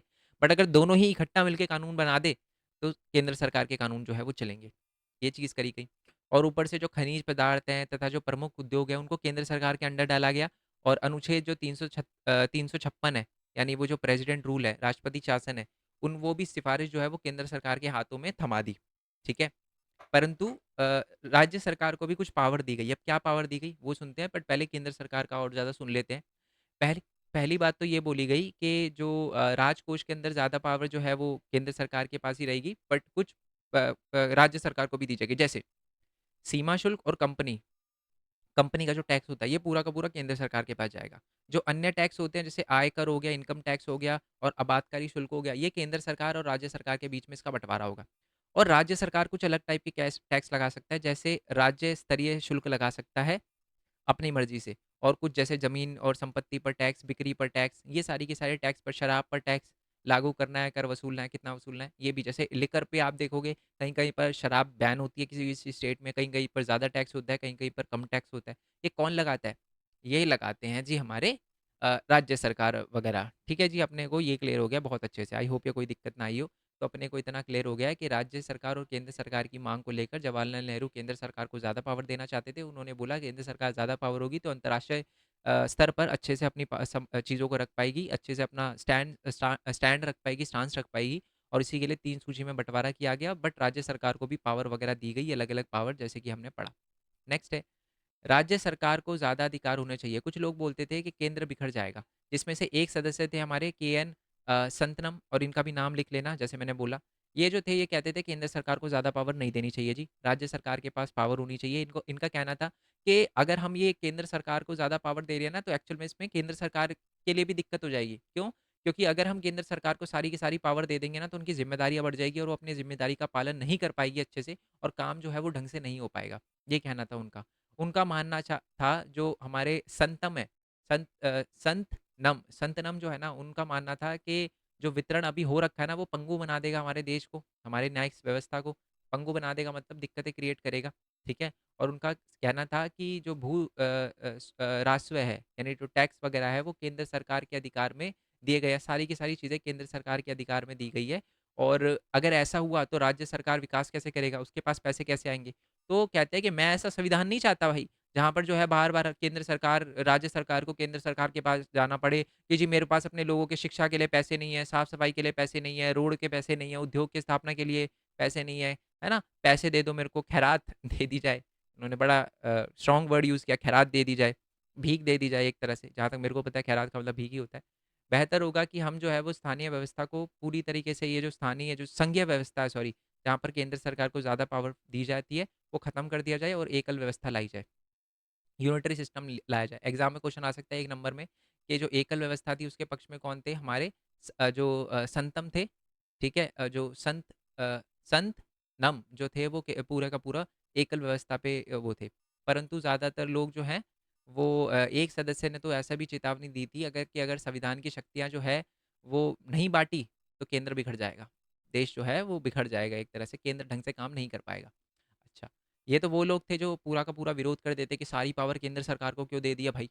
बट कुछ ऐसे लोग थे जो केंद्र सरकार के ज़्यादा पावर को जो है वो उजागर करते थे, जैसे कि हमारे डॉक्टर भीमराव अम्बेडकर। हमारे डॉक्टर भीमराव अम्बेडकर पूरा चाहते थे कि जी शक्तिशाली केंद्र सरकार होनी चाहिए, तभी जो है वो चीज़ें अच्छे से हो पाएगी, हिंसा वगैरह को ढंग से रोका जा सकता है, ठीक है? जैसे उन्होंने बोला कि केंद्र सरकार की शक्तियों में भारी इजाफा होना चाहिए, वह सांप्रदायिक हिंसा रोक सके। केंद्र सरकार के पास ज़्यादा शक्तियाँ होनी चाहिए ताकि वो हिंसा को रोक सके, नहीं तो अगर राज्य के पास पावर रहेगी, तो वो जो हिंसा होगी धर्म के नाम पे शायद उसे रोक ना पाए, सांप्रदायिक हिंसा जो है उनको ढंग से रोक ना पाए। एक हमारे गोपालस्वामी अय्यर, इन्होंने भी जो हमारे अय्यर थे, गोपालस्वामी अय्यर थे, उन्होंने भी कहा था कि केंद्र सरकार को ज़्यादा मजबूत होना चाहिए। बालकृष्ण जो हमारे शर्मा थे, उन्होंने भी बोला कि केंद्र सरकार जो है उसका ताकतवर होना ज़रूरी है, ताकि जो है वो आर्थिक संसाधनों वगैरह को जुटा सके, ढंग से योजना वगैरह बन सके और देश पे विदेशी आक्रमण से बचाया जा सके। क्योंकि अगर केंद्र सरकार स्ट्रॉन्ग होगी तभी तो हमारा देश ढंग से जो है वो काम कर पाएगा। अब आ जाती है जी राष्ट्रभाषा। राष्ट्र की भाषा। अब इसमें है ना आप पढ़ोगे कि भाई कितना अभी हमने देखो वो पूरा पृथक निर्वाचन मंडल का देखा, वो हिंदू-मुस्लिम वाला इश्यू देखा, है ना? जो पृथक निर्वाचन मंडल वाला इश्यू बड़ी प्यार से सुलझ गया। मतलब मैक्सिमम लोग जो थे वो ठीक है, उन्होंने बोला कि पृथक पहले तो डिमांड करी गई जी मुस्लिम के लिए अलग पृथक निर्वाचन मंडल होना चाहिए। फिर उनको समझ आया कि नहीं ये गलत है, फिर हटाई गई। है ना? हमारी बेगम जो थी उन्होंने कहा था कि नहीं ऐसा नहीं होना चाहिए। उसके बाद जो है वो डिमांड करी गई थी जो दलितों द्वारा, है ना? जो हमारे अम्बेडकर जी उन्होंने भी निर्वाचक मंडल इसकी फिर डिमांड को वापस ले लिया था, है ना? बट अब जो है वो राष्ट्रभाषा की बात करते हैं और सबसे बड़ा इश्यू ये था, जब आप पढ़ोगे ना इसको तब आपको पता चलेगा, मैं समझाता हूँ देखो। 30 के दशक में कांग्रेस ने माना था कि हिंदुस्तानी को राष्ट्रभाषा का दर्जा दिया जाए और हिंदुस्तानी के अंदर जब बोलते हैं ना, तो हिंदी भी आती है, उर्दू भी आती है, हिंदी के भी वर्ड आते हैं कुछ उर्दू के भी वर्ड आते हैं, उससे मिली-जुली हिंदुस्तानी भाषा है। जहाँ पर ज़्यादातर जो है वो हिंदुस्तानी मतलब ज़्यादातर भारत के हिस्से में हिंदुस्तानी भाषा बोली जाती है, जिसमें कुछ उर्दू के भी वर्ड थे, कुछ हिंदी के भी वर्ड थे, ठीक है? महात्मा गांधी को लगता था कि यह बहुसांस्कृतिक भाषा विविध समुदाय के बीच में संचार जो है वो आदर्श भाषा हो सकती है। वह हिंदू मुसलमान को उत्तर और दक्षिण के लोगों को एकजुट कर सकती है। उन्होंने बोला कि अगर हम हिंदुस्तानी भाषा मैंने से हिंदुस्तानी भाषा तो इसका मतलब है दो तीन भाषाओं का समावेश, है ना? तो हिंदी हो गई, फ़ारसी हो गई, उर्दू हो गई, है ना? ऐसे-ऐसे वर्ड जो है क्योंकि आप देखो इनमें बहुत कॉमन है, हिंदी और उर्दू के वर्ड कॉमन है। जैसे मैं बीच-बीच में जो मेरे मुँह से भी है ना उर्दू के वर्ड निकल जाते हैं जो कि मेरे को खुद नहीं पता कि उर्दू के वर्ड है ना? तो है ना? तो ये सारी की सारी ये दिखाया कि हिंदुस्तानी भाषा होनी चाहिए, हिंदुस्तानी का भाषा का उपयोग होना चाहिए और यही हिंदू, मुस्लिम और हमारे उत्तर और दक्षिण को एक साथ एकजुट कर सकता है। परंतु फिर उसके बाद क्या हुआ कि डेफ़िनेशन चेंज हो गई। हिंदी और उर्दू जो है वो एक-दूसरे से दूर होने लगे, ठीक है? एक तरफ़ा जो है वो फ़ारसी और अरबी मूल के सारे शब्द हटाकर हिंदी को सांस्कृतिक निष्ठ बनाने की कोशिश की जा रही थी। मतलब ये बोला गया कि हिंदी के अंदर से उर्दू के सारे वर्ड निकाल दो, अरबी के सारे वर्ड निकाल दो। है ना? हिंदुस्तानी लैंग्वेज सिर्फ़ हिंदी ही रहेगी। और और एंड में जाके उर्दू जो है वो लगातार फ़ारसी से नज़दीक आती गई, फ़ारसी लैंग्वेज से नज़दीक आती गई। अब ये जो लैंग्वेज का मामला है, ये भी धार्मिक मामला बन गया। भाषा भी अब धार्मिक पहचान से राजनीति का हिस्सा बन गई। ठीक है जी? हिंदी जो है फिर उसको ये समझा गया कि ये तो हिंदू के लिए है और उर्दू समझी गई ये जो मुस्लिम की लैंग्वेज है। तो इसको लेकर भी जो है वो विवाद जो है वो उत्पन्न हो गया। ठीक है? चलो आगे क्या होता है, अब आते हैं जी हमारे मेन हीरो। हीरो क्या है, मैं इनको हीरो इसलिए बोल रहा हूँ कि विवाद जो है वो थोड़ा-सा ज़्यादा वो हो गया था इनकी वजह से। मतलब हीरो इसलिए नहीं इन्होंने हिंदी भाषा का पूरा पक्ष रखा है, पूरा बहुत अच्छे से पक्ष रखा है, बट थोड़ा गुस्से से बोली थी इन्होंने बातें, बहुत ही ज़्यादा गुस्से से बोली थी, इसलिए मैं इनको हीरो बोल रहा हूँ। ठीक है? इनकी बातें आप भूलोगे नहीं, मैं आपको बता रहा हूँ। इन्होंने क्या-क्या बातें बोली देखो। संयुक्त प्रांत के कांग्रेसी सदस्य थे जिनका नाम था आरवी धुलेकर। अभी हमने ऊपर भी पढ़ा था ना, ये भी जो थे वो हमारे विरोध में थे उसके पृथक निर्वाचन मंडल के। अब इन्होंने हिंदी के बारे में क्या बोला? इन्होंने आवाज़ उठाई कि हिंदी को संविधान निर्माण की भाषा के रूप में इस्तेमाल किया जाना चाहिए। जब किसी ने कहा, ध्यान से सुनना, जब किसी ने सभा के अंदर किसी बंदे ने कहा कि सभी सदस्य हिंदी नहीं समझते, तो धुलेकर ने पता पलट कर क्या जवाब दिया? इस सदन में जो लोग भारत का संविधान रचने के लिए बैठे हैं और हिंदुस्तानी नहीं जानते, हिंदुस्तानी हिंदी उर्दू के वर्ड नहीं जानते, तो इस सभा की सदस्य के पात्र नहीं है, उन्हें चला जाना चाहिए। इतनी बड़ी बात बोली थी इन्होंने। ठीक है? और जो कि एक थोड़ा-सा एक गलत बात हो जाती है। ओके? देखो, 2 चीज़ें होती हैं। अब आप ध्यान से सोचो, लेट्स अज़्यूम आप मेरे पर्सपेक्टिव से ही सोचो। मैं भी अगर देखा जाए तो मैं भी इस बात का समर्थन करता हूँ कि एक कॉमन लैंग्वेज होनी चाहिए। बट मैं इस बात का समर्थन नहीं करता कि भाई ये बोल दो कि जिसको हिंदी नहीं आती उसको तो संविधान सभा से ही निकाल दो। इस बात का समर्थन नहीं करता। देखो, इससे अपने को एक बार और समझ आती है। बात सही गलत से ज़्यादा इम्पोर्टेंट ये होती है कि बात किस तरीके से बोली गई है। ठीक है? आप ध्यान से सोचोगे ना कि अगर कोई आपको लेट्स अज़्यूम कोई जैसे कि मैं हूँ, मैं हिंदी में अभी समझा रहा हूँ, ठीक है? क्या मैं हिंदी को जो भाषा मैं घर में यूज़ करता हूँ, उससे ज़्यादा इम्पोर्टेंट मानता हूँ? The answer is no, simple सीधी बात है। आप भी जैसे कोई वेस्ट बंगाल से देख रहा होगा, कुछ बिहार से देख रहा होगा, कुछ यूपी से, कुछ कर्नाटका से बच्चे देख रहे होंगे, कुछ तमिल से देख रहे होंगे, जिनको थोड़ी बहुत हिंदी आती है, मणिपुर से भी बच्चे देखते हैं, अलग-अलग स्टेट से बच्चे ये वीडियो देख रहे होंगे, ठीक है? आप जो घर में लैंग्वेज यूज़ करते हो, क्या जो घर में आप अपनी मातृभाषा यूज़ करते हो, क्या आप उसको हिंदी से ज़्यादा इम्पोर्टेंट मानते हो? नहीं। आप ये ज़रूर मानते होंगे कि हाँ, हमारे बीच में कॉमन लैंग्वेज होनी चाहिए। बट हिंदी को एक ऐसी लैंग्वेज के रूप में नहीं देखते कि भाई कि ये तो भाई सबसे मेन है, इसके अलावा तो कोई लैंग्वेज ही नहीं है, नहीं। एक रीजनल लैंग्वेज का होना भी इम्पोर्टेंट है, एक मातृभाषा होना। मैं राजस्थानी हूँ, ठीक है? मैं अपनी लैंग्वेज पे प्राउड करता हूँ। कोई बंगाली है, वो अपनी लैंग्वेज पे प्राउड करता है, ठीक है? कोई भी अलग-अलग पर्सन है, सबको अपनी लैंग्वेज पे प्राउड होता है, ठीक है? बट एक ऐसी लैंग्वेज होना बहुत इंपॉर्टेंट है जो कि कॉमन हो। बट इन्होंने थोड़ा-सा एक ऐसा एक बड़ा इससे बहुत बड़ा हंगामा शुरू हो गया था, ठीक है? थोड़ा-सा इस बात को लेकर बहुत ज़्यादा लड़ाई वगैरह चलना शुरू हो गई थी। लैंग्वेज का इश्यू जो है वो बहुत बड़ा बन चुका था। अब आगे देखो हुआ क्या, ठीक है? कि हंगामा खड़ा हो गया, धुलेकर हिंदी को अपना वो हिंदी में भाषण दिए जा रहे थे। जो जवाहरलाल नेहरू उन्होंने हस्तक्षेप के चलते आखिरकार सदन में शांति बहाल हुई, लेकिन भाषा के सवाल पर अगले 3 साल तक बार-बार कार्रवाई में बाधा डली और सदस्य जो है वो सदस्यों का उत्तेजित करता रहा। मतलब बार-बार ही हिंदी में बोल रहा है, हिंदी में क्यों बोल रहा है, ये इसमें क्यों बोल रहा है, ये इसमें क्यों बोल रहा है, ये लड़ाई चली। तकरीबन 3 साल बाद 12 सितंबर 1947 को राष्ट्रभाषा की बात जब आई ना, राष्ट्र की भाषा, ठीक है? तो धुलेकर ने भाषण में एक बार फिर तूफ़ान खड़ा कर दिया और उन्होंने क्या बोला, उन्होंने तूफ़ान खड़ा कर दिया और बात क्या हुई थी मैं आपको बताता हूँ। बेसिकली एक समिति बनाई गई थी, ध्यान से सुनना। समिति ने ना सुझाव दिया था। सुझाव क्या दिया था कि देवनागरी लिपि में हिंदी भाषा को राजकीय भाषा होगी। परंतु उन्होंने ये फ़ॉर्मूला है ना समिति ने घोषित नहीं किया था अभी तक। समिति का मानना था कि हिंदी भाषा को राष्ट्रभाषा बनाने के लिए हमें धीरे-धीरे आगे बढ़ना चाहिए। हमें ठीक है, हिंदी को एक कॉमन लैंग्वेज की तरह लेना चाहिए बट ऐसा नहीं है कि एक बार में बोल दो जी भई कल से सब कुछ हिंदी में होगा, हिंदी सीख के आना। इम्पॉसिबल है। अब लेट्स अज़्यूम मैं तमिल हूँ, मैं तमिलियन हूँ। अब मेरे को बोले कि भाई हिंदी में बात करो, ठीक है? मैंने कहा मेरे को थोड़ा टाइम दो, 1 साल दो मैं सीखूँगा। कहते नहीं जी, कल से सीख के आना। ये कैसी बात हो गई? तो यही जो है इस पे जो है वो हमारी समिति को ये बात पता थी। उन्होंने बोला कि अगर चलो एक कॉमन लैंग्वेज होनी भी चाहिए और हिंदी हम रख रहे हैं और हिंदी को इसलिए नहीं रखा गया कि जो हिंदी जो है वो डोमिनेंस क्रिएट नहीं, हिंदी को इस वजह से रखा गया कि मैक्सिमम लोग जो है वो हिंदी जानते थे और व्हेन आई से हिंदी, हिंदी मतलब हिंदुस्तानी लैंग्वेज जिसमें उर्दू भी आती है, फारसी के भी शब्द आते हैं, उर्दू के भी शब्द आते हैं, हिंदी के भी शब्द आते हैं। ठीक है? तो ये सारी की सारी बातें वगैरह हुई। अब होता क्या है, सरकारी कामकाज के में इस्तेमाल वगैरह किया जाता रहेगा, मतलब 15 साल तक थोड़ा टाइम वगैरह दिया जाएगा। बट समिति ने ये भी बोला तब तक जो है वो भारत की राष्ट्रभाषा नहीं रहेगी हिंदी, राजभाषा वगैरह रहेगी सिर्फ। ठीक है जी? और उसके बाद जो है वो शांति करने के लिए स्व-स्वीकृति प्रावधान पेश करने का प्रयास वगैरह किया गया, शांति से बात को निपटाया गया। अब जो है, अब कुछ लोग ये तो हिंदी के पक्ष में हमने देखा, आर.वी. धुलेकर बहुत ज़्यादा सेंटी हो गए थे, है ना? मतलब बहुत ज़्यादा भावुक हो गए थे, उन्होंने ऐसे भाषण दिए जो कि थोड़ा-सा वो हो जाता है, लैंग्वेज को लेकर बहुत बड़ा विवाद जो है वो क्रिएट हो गया था। अब दूसरे आते हैं हमारे, फिर कुछ ऐसे भी आए जो जिनको वर्चस्व का डर था, जिसमें से हमारे मद्रास की जो थी वो श्रीमती जी दुर्गाबाई थी। इन्होंने बड़ा अच्छे से बोला।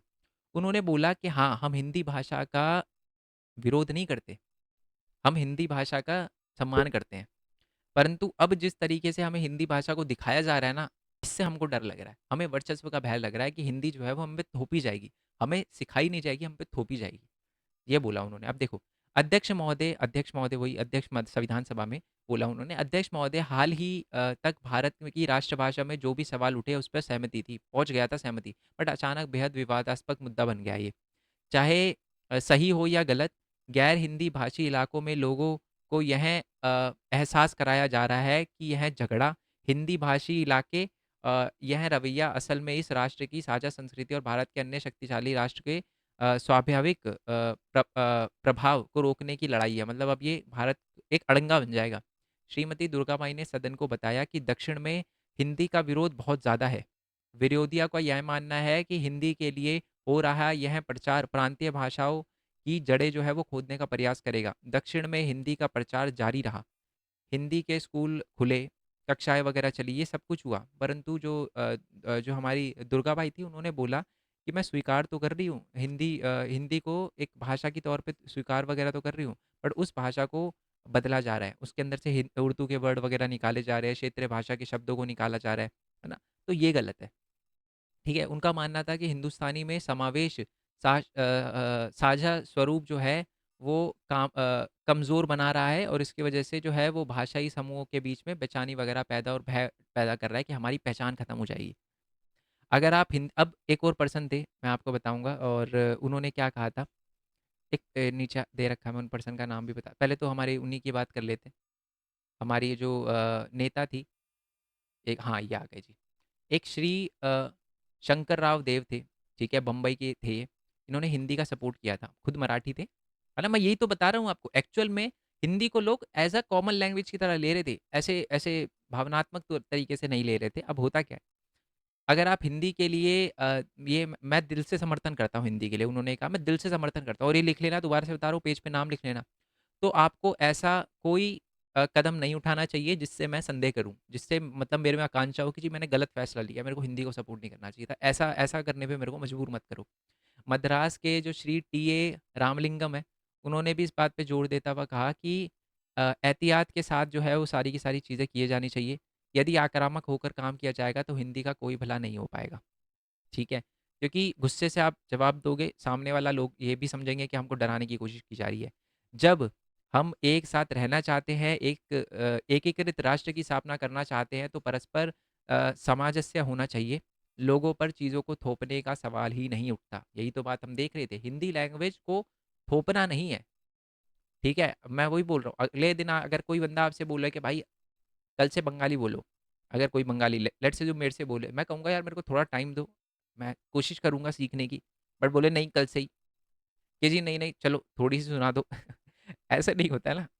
ठीक है जी, क्लियर हो गया? चलो जी, आई होप ये समझ आ गया हो पूरा। ये भाषा से रिलेटेड क्वेश्चन भी दे रखा है और ये आता है क्वेश्चन, ये हमारा धार्मिक स्वतंत्रता का अधिकार है। आपसे पूछा जाता है कि अल्पसंख्यक जो हमारे धार्मिक अल्पसंख्यकों थे, उनको अधिकार देने के लिए क्या-क्या किया? अनुच्छेद हमारे संविधान के अंदर धार्मिक स्वतंत्रता दी गई, धर्मनिरपेक्ष देश बनाया गया हमारे देश के अंदर। कुछ अनुच्छेद आर्टिकल 25 से 28 धार्मिक स्वतंत्रता का अधिकार, शिक्षा का अधिकार, संस्कृति का अधिकार 29 ऐसे बहुत सारे अनुच्छेद जो है वो डाले गए, जिस जो धार्मिक स्वतंत्रता को जो है वो दृढ़ बनाते हैं, सुदृढ़ बनाते हैं। ठीक है जी, आई होप ये आपको क्लियर हो गया पूरा का पूरा चैप्टर। और ये सारे के सारे जो मैंने क्वेश्चन लिखे हुए हैं इनका आंसर आपको मिल जाएगा। अगर कोई भी क्वेश्चन का आंसर ना मिले तो बता देना मेरे को। हर एक क्वेश्चन का आंसर जो है मैंने यहाँ पर क्वेश्चन नंबर डाल दिया है। ठीक है? ये मैंने सारे के सारे क्वेश्चन नंबर डाल दिए, सबका आंसर आपको मिल जाएगा। रीड करके देखना, दोबारा से बता रहा हूँ, पेज उठा लो और पेज के अंदर नाम जो है वो लिखना शुरू करो कि ये बंदे का नाम ये है, ये बंदे का ये, इन्होंने इस चीज़ का सपोर्ट किया, इन्होंने इस चीज़ का सपोर्ट किया। ठीक है जी? आई होप आपको बात क्लियर हो गई हो। ओके। एंड अब अगर कोई बच्चा हिंदी से नहीं है, कोई अलग अलग स्टेट के बच्चे हैं लैंग्वेज को लेकर लड़ने मत जाना यार कमेंट बॉक्स में, ठीक है। चलो जी, मिलते हैं नेक्स्ट वीडियो में, तब तक के लिए थैंक यू सो मच। जय हिंद, जय भारत, वंदे मातरम। Thanks for support. Bye bye.